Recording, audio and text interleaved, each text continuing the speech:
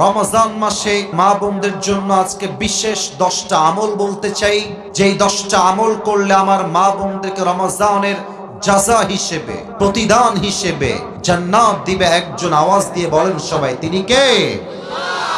প্রথম আমল আমার কলিজার টুকরা মা বোনদের জন্য বলতে চাই, রমজান মাসে আপনাকে নিজের অন্তরটাকে হিংসা মুক্ত করতে হবে। কারণ পুরুষের মাঝে যেই পরিমাণ হিংসা রয়েছে তার চেয়ে অধিক গুণ বেশি হিংসা নারীদের মাঝে রয়েছে, ঠিক কিনা বলেন?